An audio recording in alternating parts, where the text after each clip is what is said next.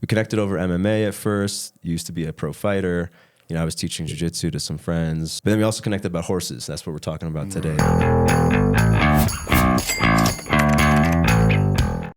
I studied a little bit in Mexico, something kind of similar to what you're doing. I found it really impactful. I told you this before, like, when we came to Peru, I was kind of like, why did we come here? I don't really understand. And then some signs showed themselves, but one of them was horses. It's like, I've always wanted to work with horses, and then I connected with you, and it's been amazing. It's been great, even though I'm not riding as much as I mean to.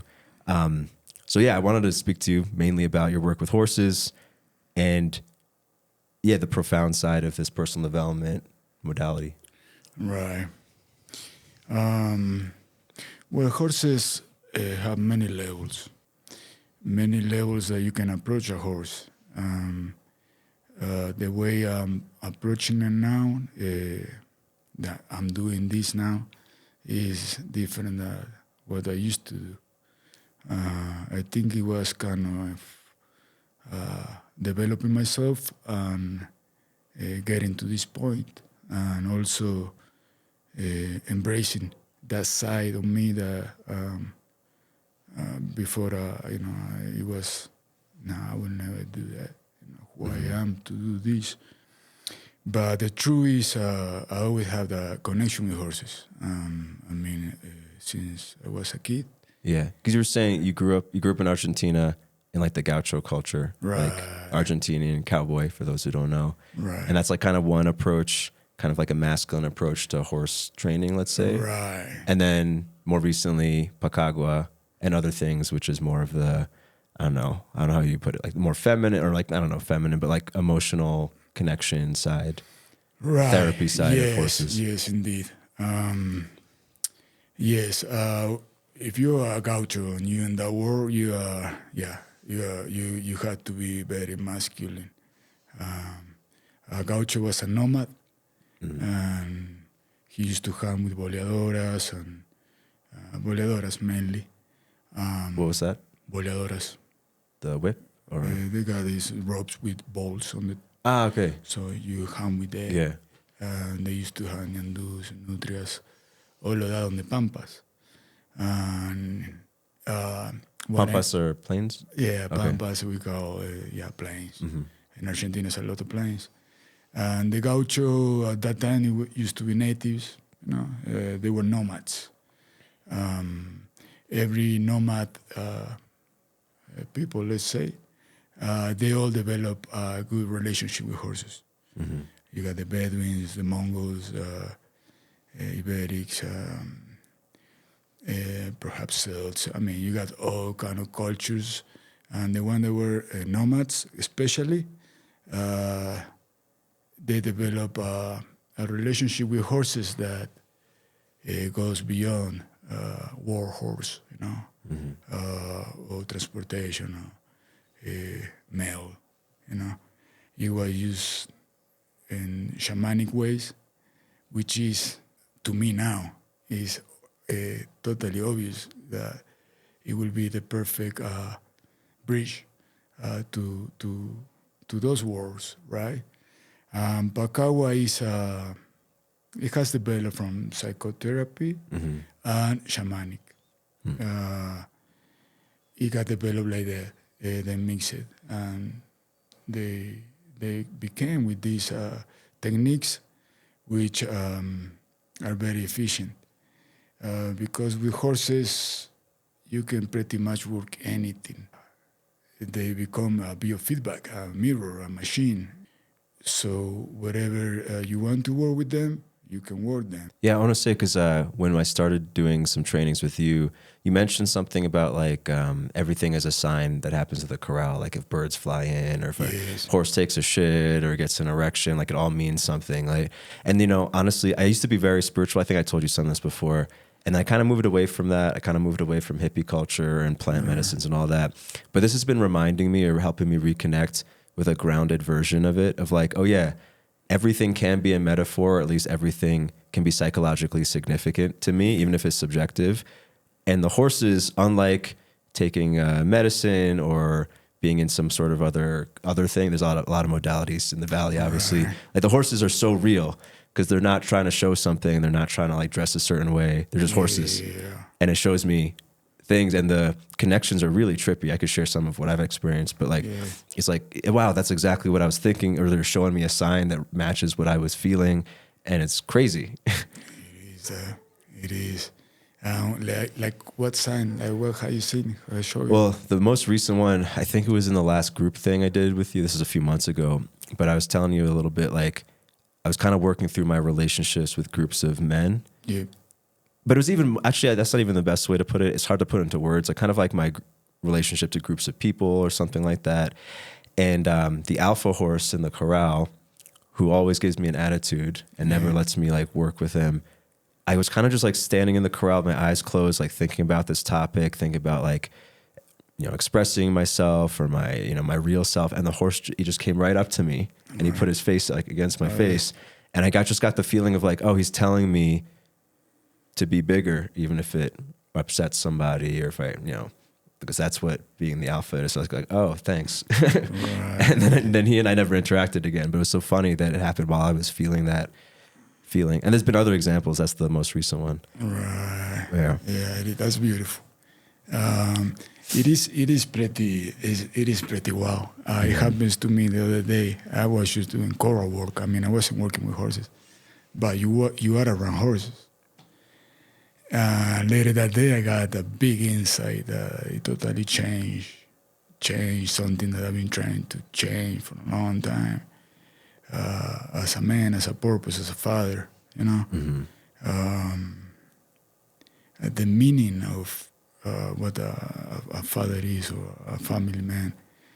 And I wasn't even working with that approach with them. I was just doing choral work. And my partner was there. She was helping me out. She was doing her thing. With your daughter too? Yeah, we were with my daughter. And before I told her, hey, I got this insight because it's thanks to the horses. And she told me, hey, I got just a big insight about my own stuff. You know? I said, oh, wow. So it is like that. And it has a scientific explanation behind it. When we get in the choral, we synchronize to their magnetic field, and it's a huge magnetic field. When we do that, we are also synchronizing our heart and our brain. So that's why we get all those insights that before we cannot even see it. Yeah, it makes me think of like when people talk about their spiritual guru and they're like in his field or her field, and like something changes with them or they get the transmission. Like people say that kind of thing. But with horses, it's like they're not trying to do that. They're just being that. And then you kind of sync up with their way of being, which is present. And then it puts you in a meditative state, whether you like it or not. Yeah. They're just natural beings that are doing their thing. I mean, it is natural, and they never lie. You know, they're never trying to show you something they're not. And, you know, it's crazy how some people need that strength, you know, perhaps like this alpha horse came to you, you know, hey, you know, take the reins, you know, because that horse especially doesn't get close to people. I have seen him getting close to people that work with the energy, perhaps, different modalities. And it's wild how they can get him and they can to work with him. And I have seen him, this alpha horse, work with people that need a strength as well. You know, you need a strength, and he never leave your side, man. He like there, you know, supporting you. Who knows where it comes from, you know? But there is a story about natives. I think we're one of the Lakotas, I believe. I'm not sure. But it's a native story about, it was a great divide, a breach. The earth opened. All the animals stay on one side, and the humans stay on this side. and the cat, the dog, and the horse. And they all choose to support us in some way, you know. And indeed they do. But horses take it to another level. It's so versatile, man. You can be a war horse, you know, willing to die with your rider, you know. They did everything for him. They can also be your shaman. The shamans, you know. They heal you. They know what you need. We sometimes don't even know what we need, you know. We don't know. Because we're not conscious of many stuff. They got this way of detecting all of that. And find it, and it's perhaps portion that, or perhaps making you conscious of the incoherence of your life purpose, your way, your reason of being. You know, I like to call it. And it sounds wild, but it has been done back in the day before Sigmund Freud came and all that psychotherapy stuff. They used to be the shamans. They used to be the connection, the link between our material world and our spiritual world and mental world. I mean, they do all that. That's great work they do. Very, very powerful. Yeah. Because the thing, and I think everyone probably comes to this conclusion when they work a little bit with horses, is like they don't lie, like they don't deceive you. So whatever they show you is what's happening. So you have to drop your ego if they show you something, you know, like actually, because one of the things that could branch into many things, but one of the things I've been most interested for myself, and I think maybe is very applicable to men, is the leadership aspect and how to be a healthy leader. Yeah. Because I know that's part of what your group workshops kind of focus on. But I was actually, you know, because you and I have talked about, like, I did shibari for a long time before. I know you did too. And for me, it was like, it wasn't like my kink or anything. I did it because I felt like I needed to learn how to be dominant. I needed to learn how to be like, give off that energy in a way that made women feel good, blah, blah, blah, all of that stuff. And I'm like, man, if I did horse work, I wouldn't have needed any of that. If I did horse work, I would have never have needed to do communication workshops or meditate. I could have skipped so many things because it just shows you. But aside from the reflection, with leadership, I think, you know, it's a challenging thing of when to be assertive, when to be soft.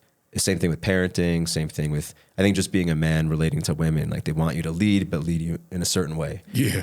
And it's like, actually, I mean, some people might find this offensive, but I feel like horses are more like women than women. Like, they feel a lot. They feel you better than most men could feel themselves. They want to be ridden. They want to be taken. They want to be led, but only by the right person. And if you're not the right person, if you treat them wrong, they can trample you. Yeah. It's like, well, it's like, man, if I grew up with horses, I would have never have had anxieties with girls growing up, I think. I don't know if that's true, but. Right. Yeah. I mean, anxiety with women, I think we all have anyways.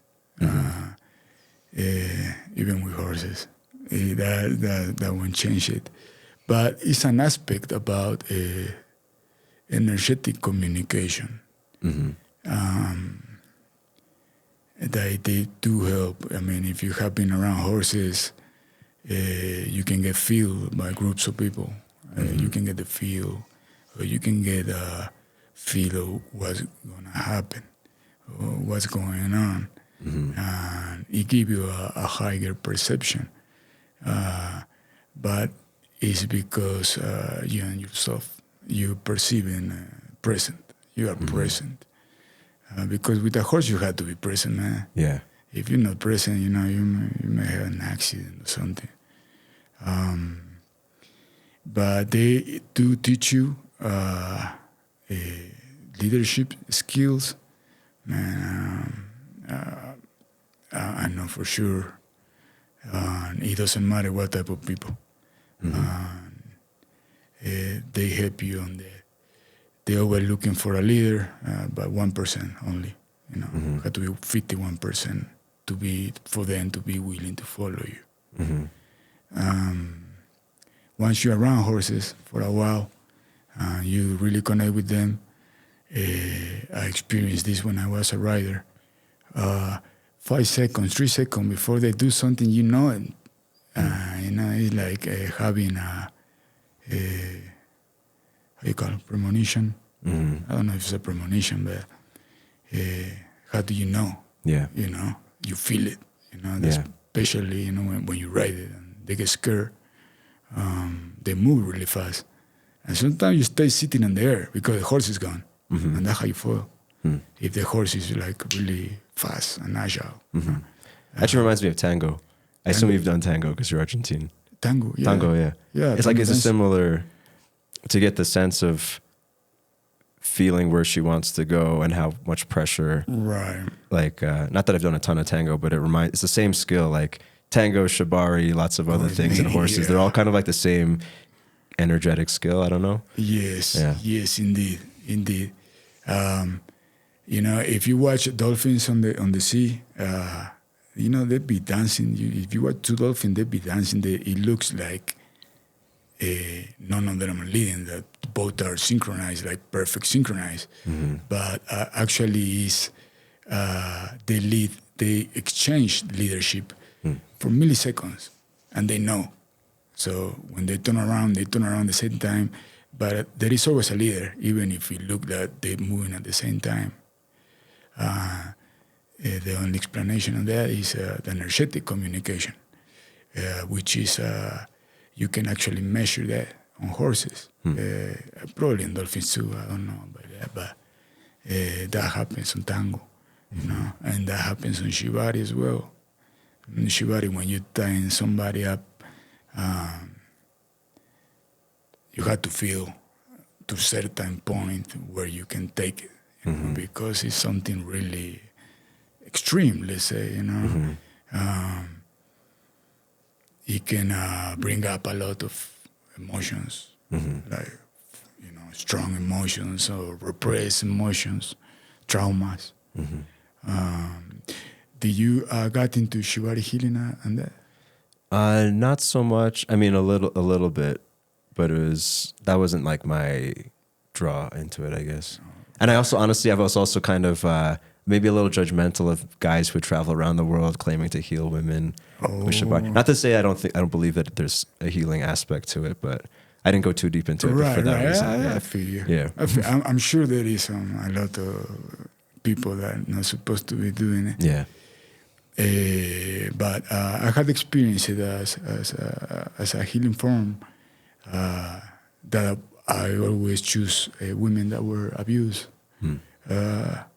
If they were abused, interests me a lot because they had to surrender. They had to surrender to a masculine person, and it's really hard. And that's when you really tune in to her. So it's the same way with horses. You have to be really tuned in. The only way you do that is from your heart, that intelligence, because the brain is always, prejudgments and all of that. Anyways. Hey, I meant to tell you this. I haven't seen you in a month, I think, but I had this realization one of the times I was riding Ninja. He's still giving me attitude, let's say, but I had a realization that like I've been riding him as if he's a motorcycle. Yeah. Like I've been trying to like be, athletic and like not get thrown and like hold on and like steer it. But I realized I was actually micromanaging the movement. Like if he's starting to go a little bit off the path, I'm like pulling him. But I was like, I don't actually have to do that because he's an animal and he knows where we're going. I could have a little bit more trust and treat him like an animal and less like a machine. Right. And I was just like, I didn't even realize I was doing that. But it's kind of, I don't know, the way I've navigated the world. Yeah. And it's normal. It's normal. That's why I do not believe most of the people should ride. Because it easily can be entertainment. You're gonna feel good. I mean, you always feel good after riding. Very relaxing. Very in peace, more grounded. But it's that aspect of doing something cool, something extreme. getting back to that primal. You know, that primal, that wow, you know, we want to run with the horse and all of that. That way, I think it's important to develop a true connection with the horse, to have a horse willing to ride with you. You want a horse willing to go through that door with you. If you say, let's go through that door, he goes. And they do.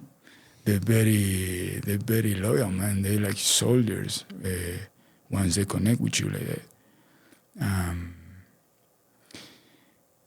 But anyway, you get there. You get there. Yeah, I mean, I guess it's just keep working with him, but I feel like we've made a little bit of progress. It's not like 2 months ago, but it's still kind of a fight to get on his back. Then he's like happy to gallop and he seems happy, but then the next day it's another big attitude again. Right. I mean, it's not the horse that's gonna change. It's you gonna be changing your relationship with the horse, and he gonna respond to that because he only respond to you, to what you bring. Don't get me wrong. I mean, Banjo Ninja is not a horse very good trained like for riding. But you can get there that you jump in it and he goes where you want him to go. But that's gonna be when he feels that you understand yourself and you understand the relationship with him, like you just did. Like you got that insight, you know. When it's not mechanical no more. Would you approach it as? I mean, a horse you have to approach it like a spiritual experience. I believe, you know, it's something very, very personal and primal, man. And you fuse with the horse. I mean, you should be able to feel every muscle, every movement, and then you become the horse, and that change everything. And it takes some time. It's not easy.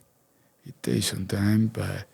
That's the beauty of horses, you know. It works on you every time you work on them. And sometimes you got bad days. He got bad days and he doesn't want to ride, you know. And it teach you how to put a limit or a stop to how much can you take him. Because they get tired as well. You know, they get tired as well if you're trying to teach them, you know. They got a limit. After that limit, they get... like children. It's helped me be a better father too, because I forget. I mean, two things. One, I sometimes lose my temper. I think that's normal. It happens, whatever. But then sometimes I forget that my 2-year-old is 2. She can talk, but she doesn't really understand things. And with a horse, you don't forget that because they can't talk. With my daughter, I sometimes forget that she's 2 because she can have some kind of a conversation. But when she's emotional, if I'm still trying to talk to her, I'm doing it wrong. And I forget sometimes. But the horses remind me, like, I need to address her feelings, her energy. And, you know, and honestly, you know, I don't do this, you know, I mean, there's a lot of things I can improve on, but that's always been a good reminder. Nice. Yes, indeed. Yes, I like that. I like that example. It makes a lot of sense to me. Yeah. Oh, yeah. Well, I brought this up because, you know, sometimes if my daughter, she's 2, she's having tantrums a lot. So, I mean, you know, as much as a normal 2-year-old. And sometimes I'll do something that works, whether if I raise my voice or I remind her of something or I do something sweet. And then in my head, I'm like, oh, I should do that again next time she has a tantrum. But she's a different person the next time she has a tantrum. And it's like, well, I have to address what's happening in the moment, not like follow this thing that worked one time. You know what I mean? And I guess it's true with every emotional connection with adults even. That's kind of what it is. Or dealing with your wife or whatever. It's the same thing. Emotions are very fluid. You know, women are like fluid as well. And children. You know, it's very fluid. And I don't know how you can say many, but it is more structured, you know, more square. But yeah, emotions, the emotional realms. Domains. Oh, realms. Realms.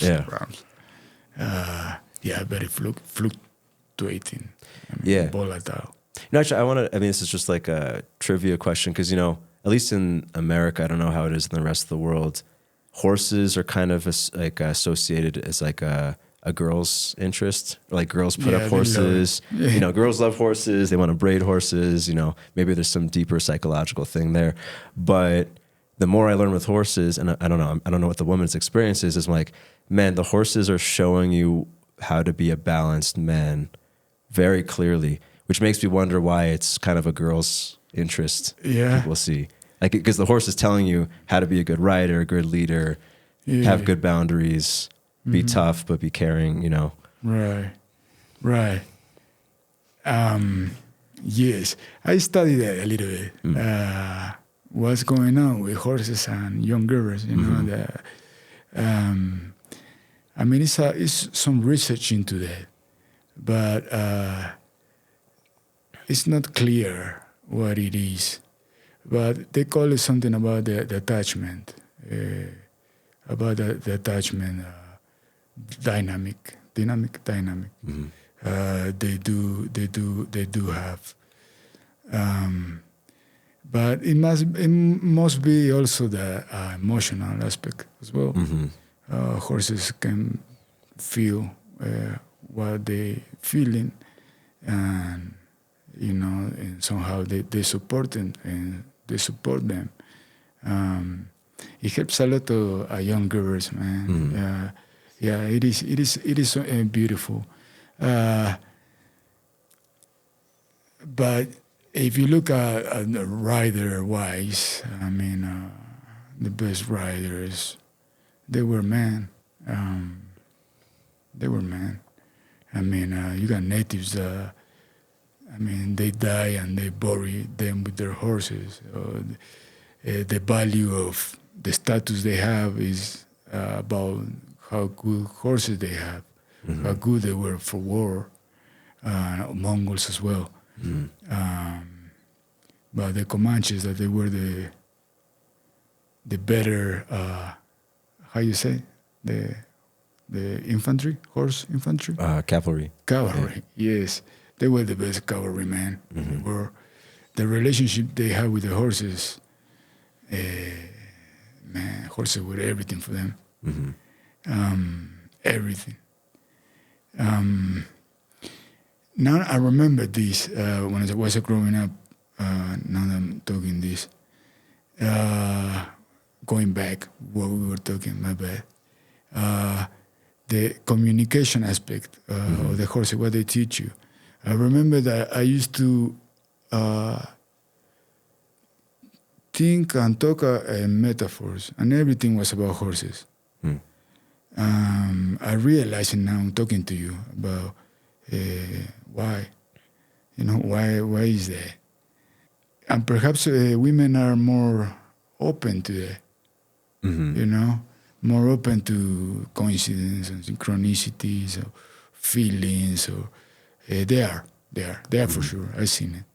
I've seen when a woman go work with horses and when a man, even the most connected person, most grounded person, they don't have the same level of understanding about what the horse is saying, which blows my mind, you know, how they can feel certain stuff. Yeah, it's kind of like the reading between the lines that witches do. Like you can look past the words or what's seen into what's the context of the feeling. Right, exactly, yeah. Although I've also heard there's this horse podcast I listened to. I think I told you about him, Dwayne Knoll, Dry Wrangler podcast. He was saying something like, you know, he has his way, like American cowboy style. But he was saying how he sees when women train horses, they don't train them in the way that he thinks is right. I don't remember exactly his words, but it's like women are a little bit too in touch with the horse's feelings, and sometimes the horse has to do his job.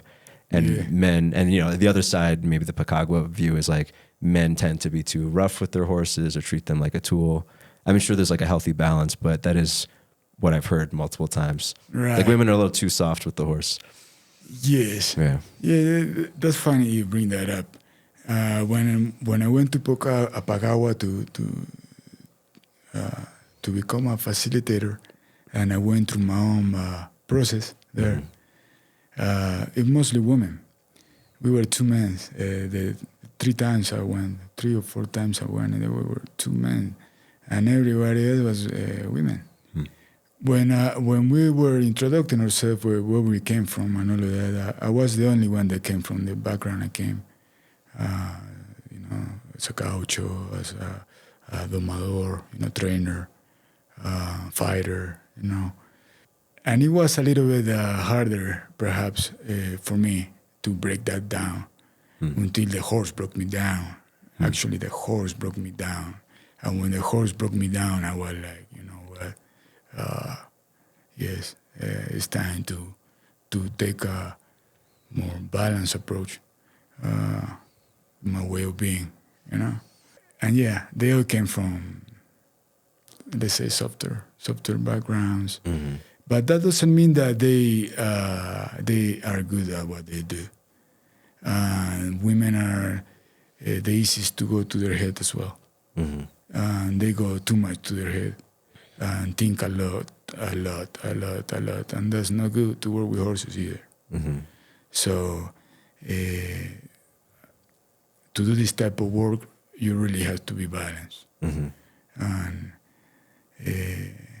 you know, it can be a man or a woman, but it is a balance to it of energies, you know. And I mean, we keep repeating this, but they really show you which side you're lacking on. Like, I want to tell you, so before I started working with you, I did a training with someone else in the Valley with a friend of mine, a guy. We did that exercise. I've seen a lot of people do it. You do it where, like, one person's blindfolded and the other person's like guiding them with words, and the blindfolded person is guiding the horse. Okay. And, you know, this guy was doing, you know, he's a friend of mine, but I don't know him that well. And I could see how he was having trouble being assertive with the horse. Like, I wouldn't have been able to tell that, like, hanging out with him, but I was like, oh, and it told me so many things about him of like, oh, he probably doesn't have good boundaries with people. Honestly, he probably has trouble with women. I could just tell that because he couldn't get the horse. The horse was doing one thing and he could not get the horse. He was like trying to be too nice. I'm like, wow, I could see so much about him. Whereas me, I think I was a little bit too rough with the horse, or, you know, I was too, you know, we're going this way. I was treating the horse like my 2-year-old. Like, if she's crying, we're going this way anyway. I don't care. So anyway, yeah, that's cool. You can tell a lot of people, about people with that. Mm-hmm. Now that you bring that up, I did an exercise before I start working official as a practice with a CEO from the U.S., big company. He was an old cowboy from Tennessee. You know, he grew up with horses, so he was very proud of. You know, I know a lot about horses. I know all about horses. I can understand them, you know. Just walking around the way he took Pisco, a small pony there, and he was big. He's a big man. And the way he just grabbed the horse like he was his toy man, like he taking the horse. And it told me a lot about his approach of leadership, about his company. And even though he liked it, but he wasn't open to see it. That he was imposing himself too much, too dominant. But the good thing, he came with his coach. Okay. So actually, his coach brought him. She could see it. She could see it all. But you need to be open to see it where they show you. If you don't want to see it, you know, you don't want to see it. You know, you should think it's something else. It reminds me, in one of the group sessions, this is a few months ago, there's a guy in the group where he was doing an exercise with a horse, and the horse started limping. He pointed it out. And I was like, oh, that's, you know, because I know him and I know he mentioned this, like, all his dogs have like a problem with their legs. Right. And this horse, which is normally okay, had a problem just for the time, you know, he started limping. And then, you know, anyway, I don't want to say too much about him, but like, I got the sense of like, oh, he's got some like some pain. I was just thinking this, I don't know, it's just in my head, right? But then it looked like the horse was going to cry. Yeah, and like horses don't cry, so it's like weird to see like that a horse looks like is about to cry. And there's some other stuff that maybe pointed to like abuse from the, you know, I don't want to talk about him too much, but like I was like, oh wow. But I don't think that he he just left afterwards. I don't think he like noticed it, you know, or cared or wanted to take it. Exactly. Yeah. I didn't know him. I didn't know him. I later saw his dog other day. No, the horse was trying for him to be conscious of something. It was just making him conscious. I didn't know where it was coming from. If it was his own sadness and pain. I didn't know because I didn't know about the dog. It was very, very strong. It was very strong.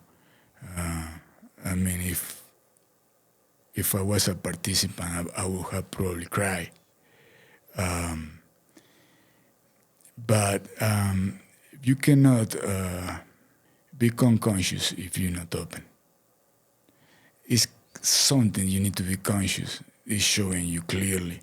But if you don't want to see it, you don't want to see it. Can you take us through, actually, because we've been talking about like the principles, but like, can you take us maybe through the steps or the, like, what's the process if someone is working for therapy?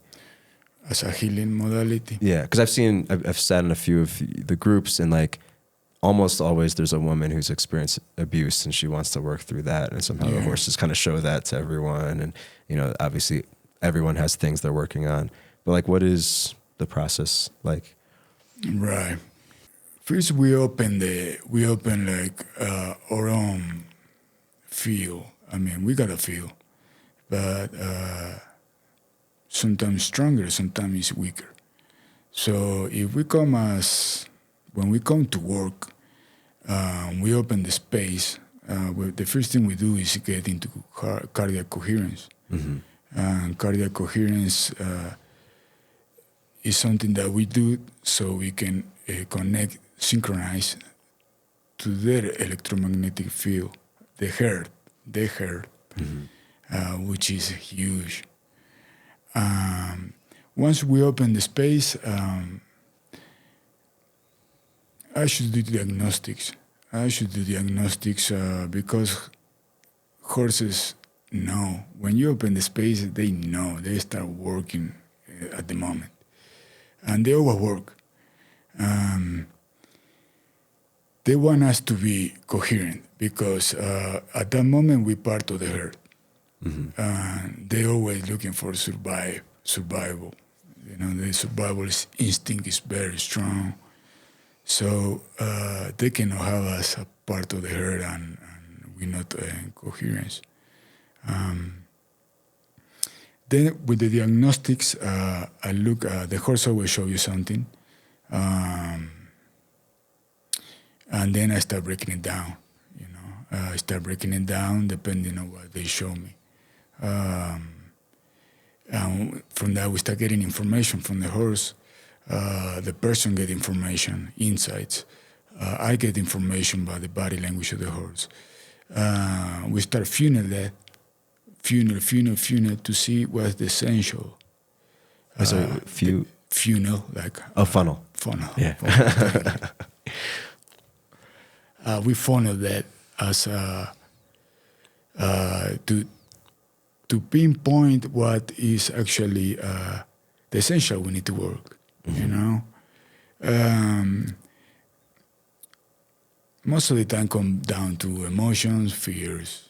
You know, when we get to that point, you know, like we get to the point because we break it down, we put obstacles, and each obstacle represents something. And the horse know because the person that's working have an intention. An intention for this, let's say, obstacle that we put. You know, it can be anything that represents something on their life, nothing, family or work or purpose or whatever it is. And the horses always show you where you are incoherent. I mean, they show you where you need to work. So if we say, okay, the most important stuff in your life or the areas of your life, and we got, I don't know, family, work, profession, money. And the horses always point that out, the obstacle, because the intention is energy on focus, on the context of horse therapy. So as soon as we got an intention, is our energy focusing, and they perceive all of that. And not one horse, they all perceive it. So when we do that, the horse knows where we are in coherence, because coherence is a natural state. It's the horse's natural state, unless when they get scared. Mm-hmm. And they come back to cardiac coherence. All the systems align, and not us. We as humans, we're in coherence all the time. Mm-hmm. And if we talk why they do this, honestly, I don't know, man. Why they do this? What is like their mission? That's actually making me think. Well, one example, I don't remember actually who it was, but it was a girl in one of the groups. It seemed like all the horses turned away from her. Yeah. And I don't know this girl, but like I got the kind of sense that this is probably how she is with people, where she's trying really hard, and then nobody is everyone's and the horses are just responding. But then people do this too, like someone who, because I was talking to you about my things with groups of men. I usually get the same kind of feedback, and I don't understand why sometimes. And I was like, oh, I'm clearly giving off something, right? If this happens every time I'm in a group, I'm doing something, right? With people, it's easy to be like, oh, they don't like me because of this, or they're treating me like this because of that. Right. But we're really just mammals, right? And horses don't have the thinking brain, so they're just reacting to the energy of the herd. And this is probably how, and this isn't me trying to turn it into a philosophical thing, but this is probably how every group of animals determines their hierarchy. It's who's got this, who takes up space, who's gonna they're just trying to fit. So when the horses react all in a certain way, it's they're just giving you the opposite puzzle piece to what you're offering, so they can fit with you. Yes. Excellent that you bring that up. The electromagnetic field, it's my belief that is the bridge between our internal world and our external or reality. Mm-hmm. So it's in that electromagnetic field that we can measure. We got machines to measure that. We even got apps that we can measure that. So in this field, it is information about our thoughts or feelings. It's on vibrations and frequency. So the first thing a person, if it's the bridge, that's actually the bridge. That people feel, sometimes people don't like you or you don't like them. It's because that field, to me, is the bridge. So, we can act confident, and act powerful, but if we've been thinking a lot about self-doubt and, I'm not enough, or what they think of me, all of that, we put emotion to it. Mm-hmm. It's all information in your biofield. It's information that you got around you. So that's why, that's perhaps why this horse work is so powerful. Because, I always talking about electromagnetic field or the biofield. Yeah. But actually, that's the link, the missing link of internal and outside world is there. Yeah, it's making me think again, and because so much of my early journey, or what brought me to spirituality or personal development, was a lack of social skills. I was just anxious. Girls didn't like me. People didn't. A lot of it was in my head, but that was what drove me. And I mentioned earlier, if I worked with horses, maybe I could have skipped that. But it's actually making me think also. I spent so much time and energy, learning how to communicate with women, for instance, learning dating skills, right? Oh, really? But what I found is when I finally became confident, girls just liked me. It was two realities. One, were no matter what I tried, whatever I thought, whatever effort, nobody liked me. And then all of a sudden, it just like everyone liked me. And it's like, it wasn't like I did something, and it was hard not to view it spiritually a little bit of like, oh, did I manifest this? Am I putting out good vibes now? And like everything's different. But again, the horses. Oh, you're doing the no fap stuff, you know? Yeah. Well, that, I mean, there's something to that, right? If you act like a wanker, you give off a weird vibe, you know, you know. Anyway, there's something, because like, again, the horses, they give you that direct feedback. Like you can act confident, but if you're a wanker, they're going to treat you like, you know. Right, exactly. So, and then, you know, I mean, women, this, and then you can take it to the next level, you know, manifestation, you know, is this, you're giving off the right vibes, the horses come to you, the money comes to you, the luck, whatever. I don't know. Right. Exactly. Yeah. It all comes down to that. Horses is the bridge, man. They the perfect tool. I mean, I don't know another tool. I mean, I've been into the self-development world, you know, for a long time. You know, I used to be like obsessed with it. You know, Napoleon Hill, man. I mean, I read all their books like 7 times each. I never got anything back from that, certain knowledge. You know, I'm like, man, what's going on? It is actually very easy, man. You know, it's actually going back to your true purpose, you know, to your true purpose, your true essence. You know, you got a reason to be here. And if you are trying to do something else for other reasons, you won't be successful. I mean, as an example, I've been into crypto since 2014, you know, and I made a lot of money in crypto. And I lost it all, and I win, and I lost it. I did it. And I was, you know what? I will sacrifice myself if I do not become the successful trader I want to be. You know, I will. You know,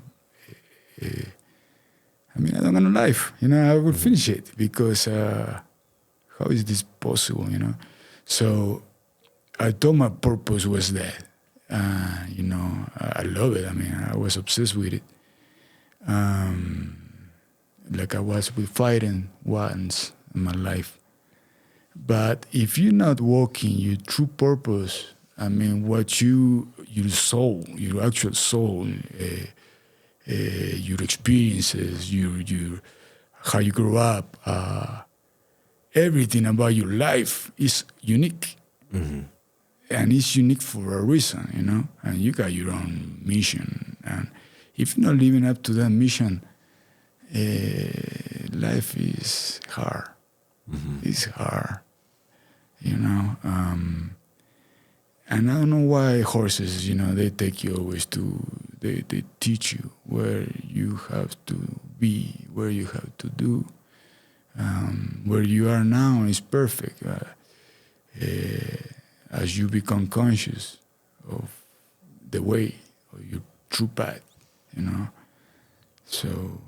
Yeah, I just made like a connection. This might sound corny, I don't know, but it's like to ride a horse or to be in a herd, they show you how to be right to fit in the herd, which maybe is like a microcosm of like how you fit into the world herd. Right. Like if you could fit in right with this like 6 horses or however many horses, that's the way you're supposed to be everywhere else. Right. Yeah, I don't know why you call that corny. I don't know. So I wasn't sure. I was just spitballing. I was like, this might be corny when it comes out of my mouth. Corny as hell. Connect with the herd of the world. Right, yeah. It was very hard for me, you know, just to say connect. Connect. Like with people? Or like, yeah, you know, connection, you know, like that connection, you know. Connection to me was something else. You know, it was totally something else. Yeah, it might sound corny, you know, but you're right about that. Because horses are just natural beings, and we are natural beings, you know. They teach you to be nature, to feel nature, to vibrate with nature. That's the only way of being, man.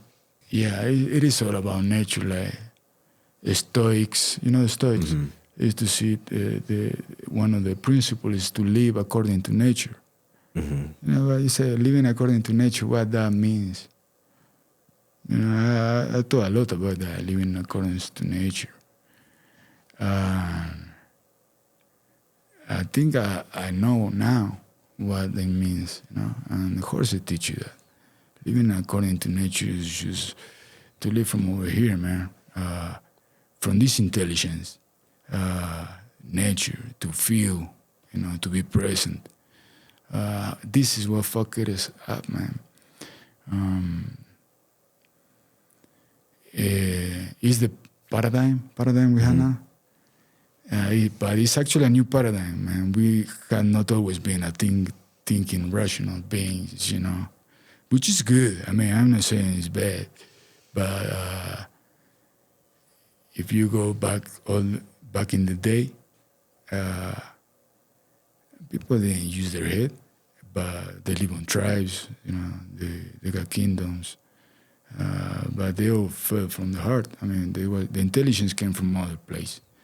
We didn't have all these concepts and molds and values and principles that we create based on religions and dogma and all of that. And you start creating that, you know. Yes, you got this dogma, this structure that we created over here. Now you got other people that's creating this dogma, this structure. You got people that feel that way and they go this way and the people go this way and then you got wars. You know, I've seen it happen in prison all the time. You know, we got these values and you got those values. When we cross each other, it's going down. You know, why? I mean, it wasn't like that before. Yeah. I mean, before we fought for survival. You know, this is my land and I need to eat these bisons. You can touch these bisons. I don't have my bisons, you know. Yeah. But it was just survival, you know, it's just natural way of being. Well, one of the things that I found so interesting about like really early military history or, you know, really early history is like there were so few people, so few tribes and so much food that people didn't have a reason to fight. Oh. Like if you saw another tribe, you just stayed away, you yelled, but like there's no reason to fight because there's so many bison and so few people. Oh, really? It's like that's actually natural where it's to have two gangs in the same prison. It's like it actually makes me think like I can't ever imagine living in a city again. It's so unnatural to be around that many people and you don't have space to do what you want. Right. Yeah, anyways. Horses only can exist when there's space. Yeah, I mean, you don't gonna see two herds of horses fighting in the wild. You know? You don't see that. I don't know about carnivores. I don't know how they do it, but horses don't. Actually, I am curious though. Do horses must fight for alpha status? Yes. Right? Like the stallions, I assume they fight, right? To determine who's top dog? Yes, top horse? Exactly. If you're in the wild, like on the wild, in the plains, like you got Mustangs and all of that, they wild. Most of the time, the alpha is a old mare. Okay. Because in horse herds, there's the active alpha and the passive alpha. The passive alpha is the mare. Yeah, right? And it's actually the most powerful. But then you got the stallion. There's the protector.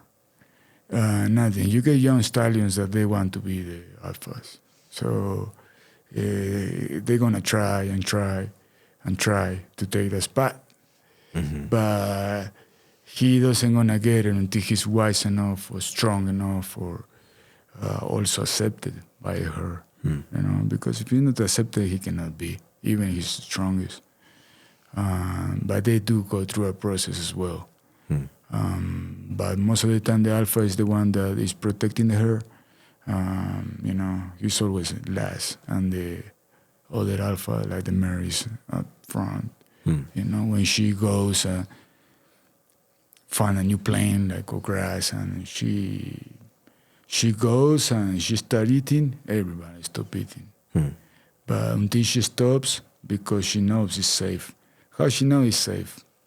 You know, she can feel it. She knows how she knows, and everybody trusts her. But then you got the stallion, you know, around, you know, looking. That's interesting because, man, I've studied a lot about testosterone. Me and Brent actually just put out a course on changing your brain chemistry. So it's a lot about cortisol and testosterone, how it affects your social status, things like that. But one of the things I learned that was interesting, there's a lot of research about testosterone levels in traders, like Wall Street traders, and how the biggest winners are the highest testosterone people. Right. But they're also the biggest losers. Yeah. And this one researcher, he used to work on Wall Street and then he became a testosterone researcher. He was saying how the world, but also Wall Street rewards the traders that can make the biggest bonuses. So that's usually like 25-year-old men because they take huge risks. Yeah. Sometimes it pays off and they make the company a lot of money. Sometimes they lose $10 million. But in the long run, female traders actually make more money because they don't lose as much. They actually make smarter decisions, but they don't win big, but they don't lose so much. Consistent. So like, yeah. So it's just interesting that horses figure that out too. It's like the old woman knows what to do with that's not going to get you killed. The stallion, though, might, if you listen to him, he might get you all killed. You know, he might do something stupid. Yeah, exactly. Yeah, that's a good analogy. Yes, I agree. Testosterone is dangerous. I believe it's dangerous in unbalanced ways. It can be dangerous. Like on prison, every man testosterone goes up because it's a lot of competition. Not for women, but for your life, you know. So it is crazy how you eat very bad in prison, super bad. But you are huge, man. I mean, I used to weigh 85 kilos. And I eat nothing but oatmeal with peanut butter. What do you know? Like 75? No, 79. If I'm 70, I'll be surprised. But I'm fluctuating, 72, 73. And when I got out, I was 85, man. Yeah. And huge. And my eating was very bad. But it's all about testosterone. When you in there, your testosterone gonna go up. And the weakest is the one with the less testosterone, you know. And also the most testosterone, you die faster as well. Yeah. You know, you die faster as well. It might get you killed because you're too aggressive. Yeah. Anyways. Yeah, we'll do another one. Talk about your prison stories. You shared a little bit before. I don't remember the exact stories, but like there's some guys who they can't be at the negotiating table when there's like a gang conflict, because they'll just make things worse. Yes, those are probably the guys too high. I'm the one. I'm the one that will make it worse. Yeah, sadly, but you know, I'm the one that used to enforce to follow the structure. I was good at that, you know, because somebody that truly believes on his stuff, die for his stuff, you know, and respect his stuff, you know, honor his stuff, he will make others follow. And if they not follow, they don't belong. That was my mindset. So, yes, you got people that is perhaps really good negotiating, diplomacy, taking the stuff down, you know. Don't make it bigger. Actually, I saw this interesting fact by Robert Sapolsky about testosterone, because everyone assumes testosterone makes you more aggressive because that's what we see in the real world. But he was saying with monkeys, if you inject testosterone in like a middle monkey, like the number 3 monkey or something, he'll get into more fights, but only with the number 4 and number 5 monkey. Like he won't fight he won't challenge the alpha just because he has more testosterone, because he respects the alpha, but he's going to be more sensitive if the number 4 or number 5 monkey try to act big around him, then he beats them up.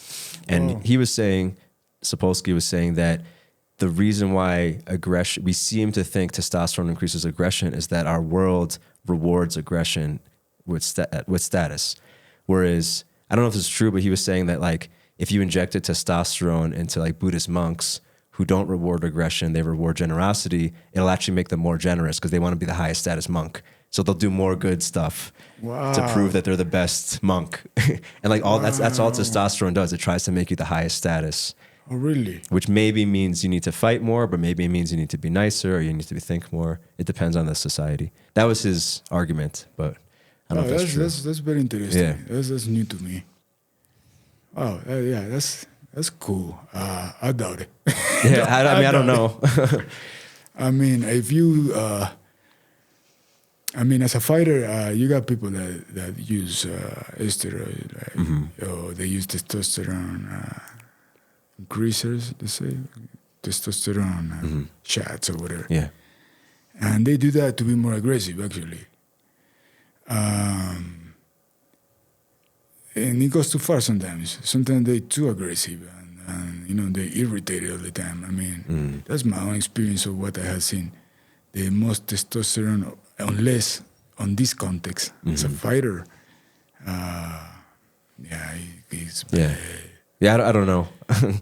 I don't know if you injected testosterone into monks, they would actually be more. I mean, that's what he was suggesting, though. I don't know. That'd be super interesting to. Yeah. Yeah, I hope they do that research someday. Anyways. Yeah. Cool, man. Well, I know you have. You're not doing workshops right now in Peru because of the rainy season, but pretty soon you are. Yeah, I'm doing we're doing individual now. Okay. Individual session, perhaps couples. Yeah. Couples we can do. Groups we're gonna wait until the rains. Yeah. But come like March, you're gonna be doing retreats. March. People can fly in, stay in the Sacred Valley, where it's really amazing, and do horse retreats. I do want to do one with you. We haven't like planned it yet, but like maybe next year we could do a men's retreat for horse riding or something. Indeed. Yeah. Indeed, we're gonna do something. A lot of things coming up as groups, to work in groups, and things that we're developing as well. Cool. And perhaps you would try before, as a volunteer, come. We're gonna try. Like I say, I believe with horses you can work anything, man. Do it a full moon as well, full moon, bonfire. I'm interested in doing runes work, like the Vikings. Oh, cool. Yeah. Runes, like the runes. Writings? Yes. Okay. Because they should feel your intention. So you can do anything with them. That energy, you can do pretty much anything. Do you know Luke, Big Luke? He does the brain mapping stuff in Pisac. Brain mapping. He's been on my podcast. I'll connect you with him. He's a former Marine. He used brain mapping and plant medicine to heal his PTSD. But he's also, I think, because he's like of Germanic heritage, he's really into runes. He does something in his retreats. Oh, really? I should connect you guys. Maybe you guys could collaborate. That's very nice. That now that you mention, we also preparing something to work with veterans. Cool. Israelis and people that wants to that come from war and it's a lot of things that we can do in there. I mean, when you're in a role, because you're in a role, you're following a role, sometimes we choose to not be conscious. We just follow. Like, if they send me to stop somebody back in the day, I will go do it. I mean, I will not think about his family or about the damage or about any of that. I'm just thinking about doing my job and having a good reputation in that aspect, at least. In prison. Yes, as a convict, that's it. But with soldier happens a lot the same, They in a role, they on this person, and they doing the job. And they choose to not be conscious of what they're doing. But you cannot live like that, Yeah. It messes you up as well, man. Yeah, that's actually one of the theories. Someone else I interviewed, his theory on why PTSD has become so much more common is that for most of human history, if you killed someone, you naturally felt bad. Yeah. Like if you killed someone in a sword fight, you felt his emotions, and that helped you process it. But modern military training trains you to not feel your emotions. So you kill all these people in Iraq or something, Right. and then you go home and be like, oh shit, I killed a bunch of people and I didn't feel anything. And that's what fucks with people's heads. Exactly. Yeah. Exactly. Yes. Totally. Except like you got the samurais, you know. Mm-hmm. Shibari came from samurai. Hmm. That was something, you know, very special. To take somebody's life was something very Yeah. special. And they always did it in an honorable way. That's one of the cultures did it like that. But now with the drones and all of that, I mean, it got very mechanical, and you don't know how much damage you done. But yeah, we're gonna work with that as well. PTSD soldiers. I'm also interested on any refuge from Palestine, or any refuge war. It doesn't matter where it is. It's something I love to do with horses. We're also making a program for young kids. Cool. Not as what we're doing now. It's a little bit more dynamic, you know. To teach them to know themselves, you know, self-development, you know, trust, confidence, communication. A lot of aspects you can work with a young kid, especially trouble kid. You know, I mean, I was a very trouble kid. I mean, the only time I was like a very good kid is when I was with horses. Other than that, I was a very problematic kid. Always getting into trouble. It was fun for me. It happened to a lot of kids. And it's hard for them to communicate their feelings. So it's hard for them, social situations. It's very hard, man. I mean, I still remember everything, how hard it was for me. With horses, we're making this program for them to see their life as a movie.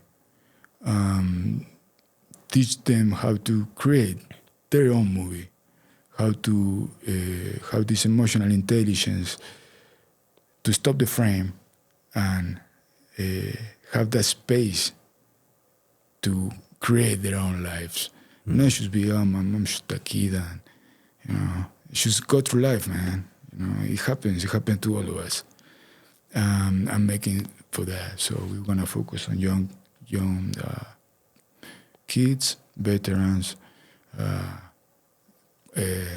couples. Couples is very good too, man. Yeah. Couples are very interesting. I got a few lined up because it showed them the dynamics of the relationship, which is awesome to see, man. You know, you can see if you go into the same objective, you know, if they're going, or who wants to have more control, or who's more attached. You can see all of that, and when they see it, they're amazed. Cool. What they show them. Yeah, actually, I mean, because I coach couples sometimes, and I know it's a challenge, and I've heard this from other people who can see relationship therapists. It's hard for both people to trust the facilitator equally. Because especially with a given issue, maybe like one person does seem more right to me than the other. And it's like, well, you know, especially if it's a man and a woman, they want to be impartial. But like with horses, what a great tool that they could just show you what's happening. They show you, man. And it's like, it's not personal. It's not my own shit. It's like the horses are just showing you what's happening. Right. Yeah, that's why it's so powerful with the horses, because you got this huge animal showing you stuff. I mean, I don't say nothing. I never say, I think he's showing you this. We can't. As a facilitator, I can't. But they realize, you know, and I mean, it's so fulfilling to see that, you know, when they realize and they take responsibility, ownership of their own stuff they bring to the relationship. Cool. Yeah, it is very priceless. Not to say that the other couple therapies, because I had done and it helped me a lot, man. It helped us a lot. I love it. I mean, I cannot go there and do it with the horses, you know. Yeah. But yeah, it is something where we're looking at it as well. Cool. Awesome. So we'll link your website and your socials, Sergio Faerman. Yeah. Cool, man. Thanks for talking. Let's do it again. Thank you for having me, everyone. Yeah, for I sure. appreciate it. Cool.